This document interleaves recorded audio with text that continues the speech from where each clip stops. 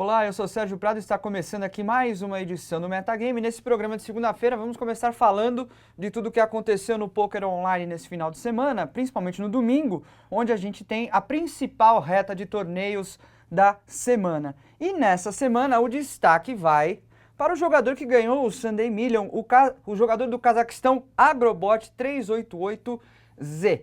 Além dele ganhar os $224.550 pela vitória de ontem no Sunday Million, ele acumulou na semana incríveis $450.239, porque no final de semana passado, durante o Red Spade Open, quando restavam 5 jogadores, eles fizeram um acordo para redividir a premiação e o Agrobot era justamente o jogador com a maior quantidade de fichas, acabou levando no acordo $225.689. Não ficou com o título, mas a gente pode dizer aí que 2 premiações na semana de 6 dígitos é muita coisa no poker online. Parabéns aí para o jogador do Cazaquistão, Agrobot 388Z. Isso é mais uma prova de que a sorte nesse jogo é um fator muito pequeno e que a habilidade conta demais, certo? No Sunday Million a gente também pode ficar muito feliz porque a gente teve um brasileiro, dessa vez Rafael Caiafa, jogador lá de Minas Gerais, de Belo Horizonte, ficou com a 7ª colocação e um belo prêmio de $32.185. Rafael Caiafa, que vocês lembram, foi vice-campeão da última etapa da Brazilian Series of Poker realizada em Florianópolis. Caiafa é um jogador extremamente habilidoso, já ganhou a etapa de BSOP, já foi muito longe no Main Event da World Series, então é um cara que merece aí, e hoje em dia é embaixador do Full Tilt Poker aqui no Brasil para a Brazilian Series of Poker. Então parabéns aí pro Caiafa por mais essa mesa final importante num período aí de um mês. No Sunday Million a gente teve também outros brasileiros se destacando, Nicolau Villalobos e Marcos Sketch conseguiram ficar entre os 50 primeiros, e o Nicolau Villalobos não parou por aí, no 109 Turbo do PokerStars ele bateu 995 jogadores, inclusive o Chris Moorman no heads up, e levou $17.928,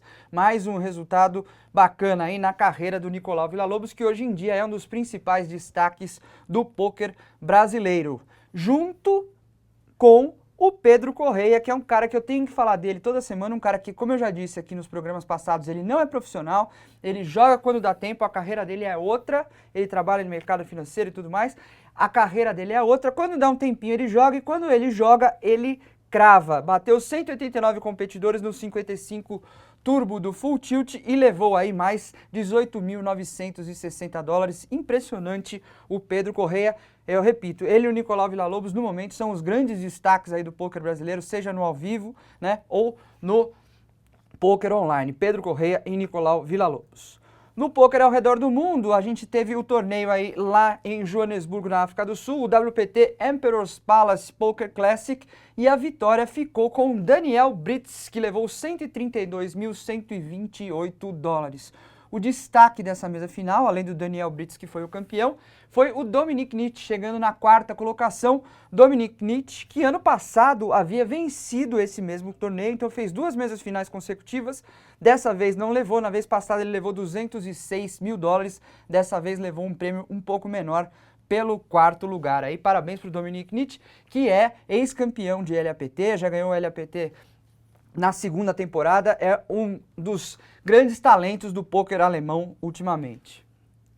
Falando em jovens talentos, vamos falar ainda do Ryan Ries, que foi o campeão da World Series of Poker, ele que recebeu aí um agradecimento especial do Calvin Johnson. Para quem não sabe, o Calvin Johnson joga no Detroit Lions, o time da NFL, e joga com a camisa de número 81, a mesma camisa que o Ryan Ries usou nos 2 dias da mesa final da World Series of Poker. Então, o Calvin Johnson, que tem o apelido de Megatron, foi a público ontem e falou, deixou os parabéns dele e agradeceu aí o gesto do Ryan Ries, falou que ele poderia ter cedido espaço para patrocinadores, para todo mundo, mas ele vestiu a camisa e mostrou aí muito amor pelo time do Detroit Lions. Então fica aí a homenagem para o Ryan Ries, que estava com o filme meio queimado aí na comunidade do poker por causa das declarações infelizes que ele deu, e a gente já comentou aqui no programa, mas agora pelo menos com o pessoal do Detroit Lions ele tá com a moral bem alta, inclusive aí com o principal jogador do time, que é o Calvin Johnson.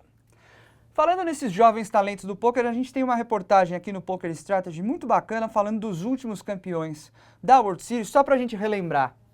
A gente teve o Ryan Reese agora ganhando com 23 anos.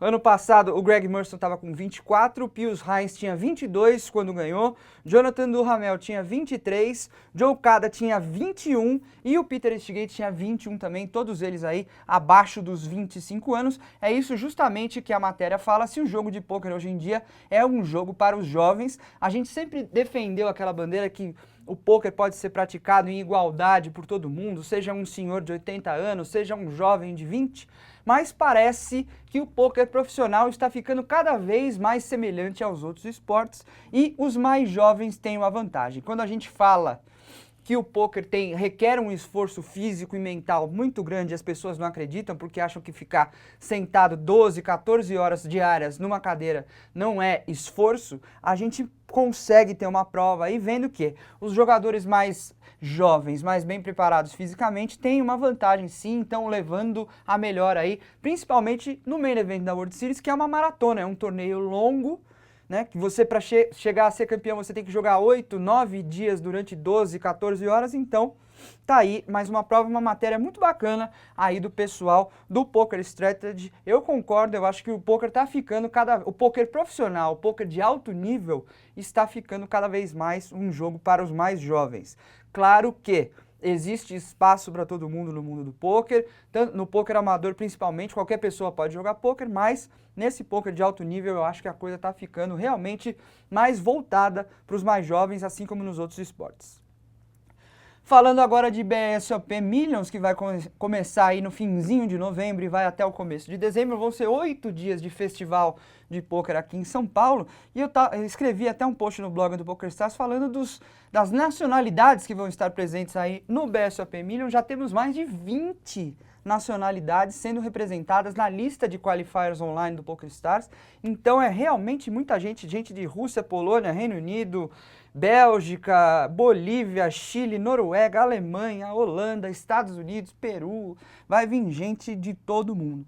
Inclusive os Team Pros, que além do Akari e do Caio Peçanha, a gente vai ter a presença confirmada aí do Chris Moneymaker, não precisa nem apresentar o Chris Moneymaker, Léo Marguetes, a Team Pro da Espanha, João Nunes do Team Pro de Portugal, Ángel Guilhem e Christian de Leon, os mexicanos, e também o argentino Nacho Barbeiro. Então vai ser muito legal acompanhar o BSOP Millions, mesmo quem não for jogar, quiser dar um pulo aqui em São Paulo, vai poder ver aí as feras do poker mundial de perto, quem sabe conseguir tirar uma foto com o Chris Moneymaker, falar um oi aí para Léo Marguetes. Então eu acho que vai ser muito bacana o BSOP Millions. Esse programa vai terminando por aqui, mas antes de eu ir embora, eu queria dedicar essa edição de hoje à memória do seu César Ferreira, que é avô do Pedro Nogueira, um dos grandes jornalistas que o poker já teve aqui no Brasil.